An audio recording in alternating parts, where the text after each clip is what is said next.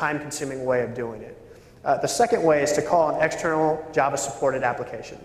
And the funny thing is that each instance of every different application actually spawns its own instance of the JVM. So if you have Mozilla Firefox and you have IE7 and you open them both up and you go to a page that has a Java applet, they'll actually both load two different instances of the JVM. And although they share the same cache, which is the foundation for both of them, they'll actually do different DNS pinning items because there are two instances of the JVM. Because the IP address is not pinned to the life of the applet.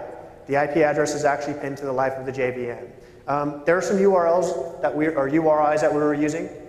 The only problem that we've encountered with using external URI is every time we take a look at the external URI and how we load the Java JVM, we always find like a zero-day exploit with the other external URI. If you guys have seen any of our latest exploits, the DEF CON talk that we did or our website, we've had a number of O-days for some of these URIs. And so like Billy said, every time we try starting to do something like this, we get distracted. But these URIs can all be used to do exactly what Billy's talking about, load a new JVM, and you'd be surprised by some of the stuff that's installed that can be exploited on your system through simple cross-site scripting. Exactly. So the first time we did it through Firefox URL, then we found out there's remote command execution of Firefox URL. Firefox patches it, we're like, oh, that sucks. Then we find out that we can do this through Navigator URL, remote command execution through Navigator URL. Mozilla, at the time I think it was Mozilla, they patched it, right? No. Anyways, it was patched. I don't think the Navigator URL is Navigator's not patched. And then we found out that Picasa actually has a built-in browser object that you can use to load the JVM as well. And then we found out there's some issues with Picasa where you could use this URI and you could steal images and content. And we told Google about that. He might talk to you about that after at the end. We'll talk to you about that later, I think, at the end if we have time. That's our newest attack that we'll probably post the details on today. Right. And the last way to do it is to basically load a different version of the JVM. Sun's actually trying to move away from this. They don't want people to do this. There's a lot of reasons why they don't want people to do this, mainly because they don't want people to use old exploits against older versions of the JVM that just happen to be installed on some machine. But they still do allow this. They still allow you to load it within three different you can load the most recent version of the JRE in each one of the different families. So this is kind of still possible, but Sun's actually moving away from this. So now we're going to move more into the attack, and we're going to show you a demo of how this would work, let's say, in real life.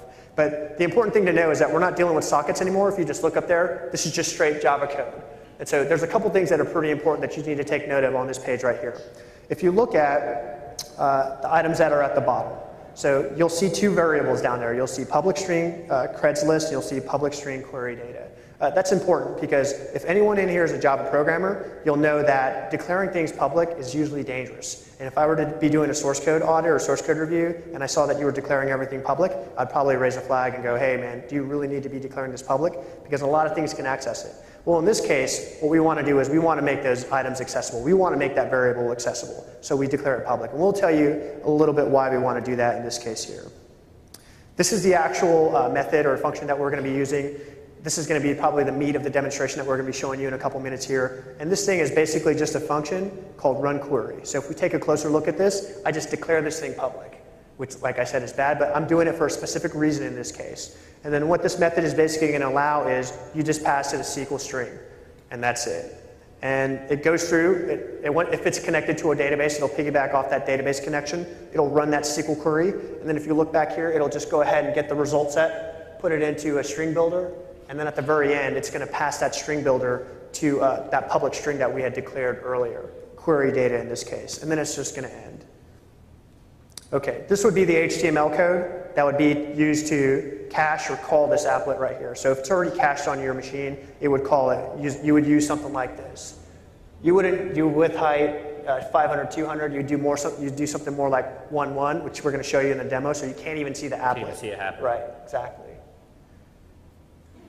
And then if you wanted to, let's just say, have the malicious payload inside the applet and just run that malicious payload and kind of ferry it off, you could do this via JavaScript functions. And so this is the way you would do it. And this is where those publicly declared methods and variables come into play once again. So what's allowed is you can actually use JavaScript to interact with an applet. I know some of you probably know this, but the JavaScript that's in the browser, when it's actually interacting with the applet, can only interact with certain things. And those are the things that you declare public. So if I have a method inside of a Java class that's cached on your machine and it's declared public, and a browser instance loads that class, the JavaScript on the browser can actually interact with the applet as long as that method's declared public. So I can actually pass variables, and I can pass different strings and that sort of stuff to methods if it's expecting it. And Java will recognize that, and it'll support that, and it'll execute that particular method. On the same level, if there's a variable that's declared public, JavaScript can also access that variable if it's declared public, once again. So if I have a Java applet that does some kind of malicious thing, feeds all the results into some public variable, then JavaScript can actually access that public variable and access the contents of that variable. And then once you've loaded it into a JavaScript object, you can basically push it offsite to wherever it is that you want it to go. Okay.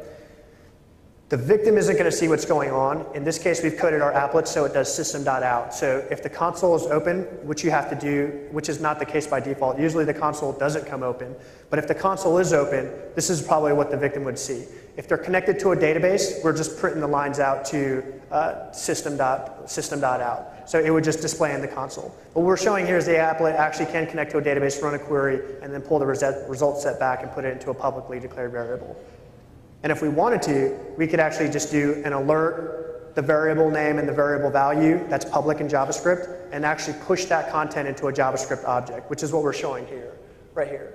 So usually you see, cross-site scripting pulled off as alert XSS or alert HITB, and then they have this little alert box. In this case, what we're doing is alert document applet name dot variable name, and then that's going to push the content or the value of that publicly declared variable into the JavaScript object. So now, what we're going to show you, I think 2 slides from now, is a different way of doing this. We don't want just the content to be just served from the malicious applet and just to be run on its own. What we want to do is we want to remotely control that applet. We want to drive how that applet works. So we're going to build all of our attack functionality in this applet, and we're not going to kick any of it off. We're just going to have it sit there on your machine until you become cross-site scripted, and then we're going to remotely control which pieces of content, or which pieces that we want to execute, when we want it to execute. We're going to do this remotely. And the way we do this is we're going to do this via cross-site scripting. Now, the way to do this is basically to use script source. And I think people who are very familiar with cross-site scripting know how script source works. So basically what we're going to do is we're going to do a script source. I'm going to point it to a cross-site scripting proxy that I've written. What the cross-site scripting proxy is going to do is it's going to load up a couple different iframes. One iframe that the user can see, that's going to be 100%. That's the only thing they're going to be able to see. And it's going to load up a bunch of tiny iframes that the user will not be able to see. Well, those tiny iframes are actually my control channel, and they allow me to interact with the different browser instances. We're just going to give you, for those of you who are not familiar with remotely controlling cross-site scripting, we'll give you just a quick preview on how that works, and then we're just going to move into how you remotely control this Java applet. It's dynamic content. I can actually inject whatever I want to into the cross-site scripting proxy. That'll be executed in the victim's browser. This happens despite the fact that the applet's cached, because I can use any functionality that's cached inside the applet. Then, like I said before, there's JavaScript, Java interaction through the public methods and through the public variables. I'm going to show you how we're going to get that content back to the attacker, because it's not worth anything if we can't get it back to the attacker, right? And then I'm going to show you my cross-site scripting proxy that I wrote. I call it cross-site sniper. I like it. I think it's pretty cool. Yeah, and so what we're going to have is we're going to have a framework for attacking your internal network through cross-site scripting. And keep in mind with Java, we could do anything we wanted to do. Telnet, right, exactly. Oracle, SSL, anything we want. Any protocol that's supported by Java, yes, we can do it. Maybe the only exception is some of the strange Windows protocols, which we may or may not be able to do. Right, exactly. So let's go ahead and see if we can do this demo here. Okay, this is a pretty heavy demo, so. Please keep that in mind. Right. Not everybody does demos with their presentations, but we're going to give it a shot. This is my cross-site scripting proxy, but what we're going to show you is what the victim would see if they fell victim to an attack like this. Can you switch over the screen for us, please? Yeah, I'll play victim here today.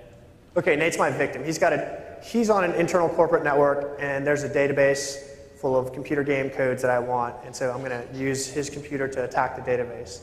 So he would just be surfing along, and he would go to his credit union website, which has a persistent cross-site scripting someplace inside. Right, yeah, I want to post it to the customer forum. I've got some problems with the site, so I go ahead and click on it, and it loads here, and I don't see anything. But I've in fact, No, give me 1 second. I can close my browser again, or that's what we had to do yesterday.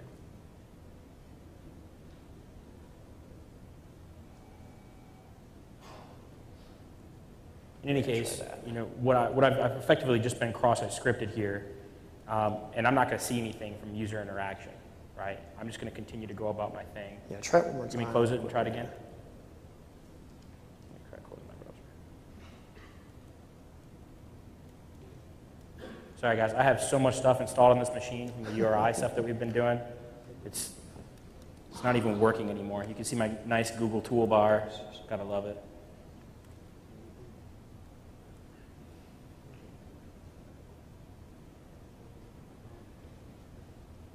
Do you get me? No, give me 1 second here.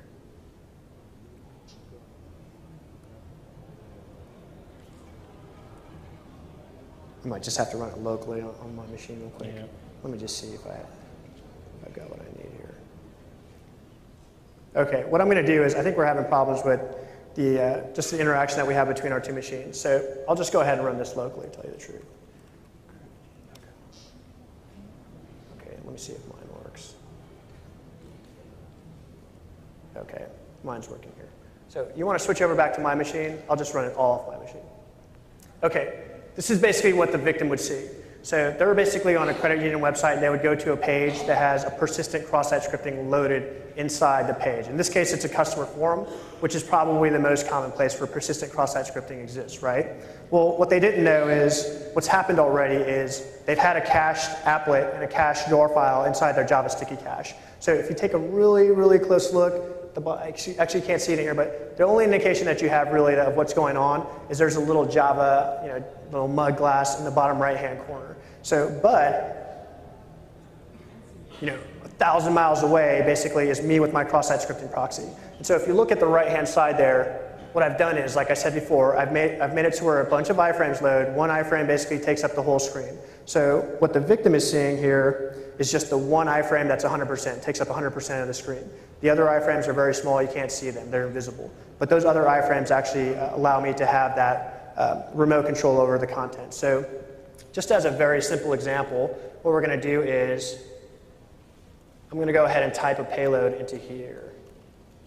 It's a bidirectional communications channel now. Basically, the proxy keeps saying to us, do you have a command for me to run? Every 5 to 10 seconds, right, whatever we want to set it at. And we just say, no, no, no, or we say, yes, we want you to alert XSS. And then it goes ahead and does that. Exactly. So if you didn't see what happened here, all I have to do is type JavaScript into my active payload box, and then every 10 seconds, like Nate said, the client's browser is going to pull to my machine and say, hey, do you have a JavaScript payload for me? And I'm going to say, yeah, I do. Go ahead and do alert XSS. Now, this is the typical function of a Java or XSS proxy. So you'll just be able to just inject JavaScript at will right here. So now I'm going to go ahead and take that out. Obviously, you wouldn't do that if you're attacking someone, right? So, but what I know is I know that the victim has loaded some of my applets. So if you take a look at what's loaded up here, it's kind of difficult to see. Let me just do a magnify for you real quick.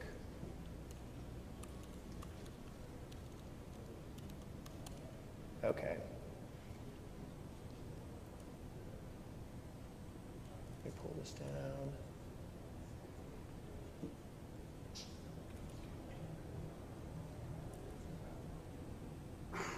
Okay, close this down.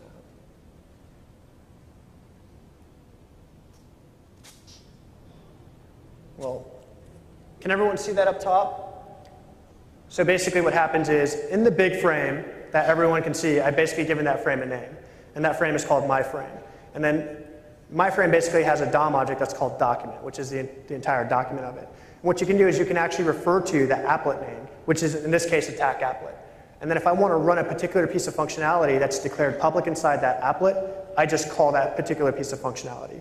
So the first piece that I'm going to run is something that's called default creds VF. So basically what this is it's going to connect to an Oracle database that's on some port someplace that you can do port scans as well. I'm just going to skip that part, but that's already been covered. Right. Martin, you can do it JavaScript, all that sort of stuff. But what I'm going to do is We know where the database is located at on their internal network. That's pretty easy to do. So now what I'm going to do is I'm going to tell the applet to go ahead and make a connection to the Oracle database. But I don't know what the username and passwords are for the Oracle database. So what I have is a list of username and passwords that the applet's just going to try.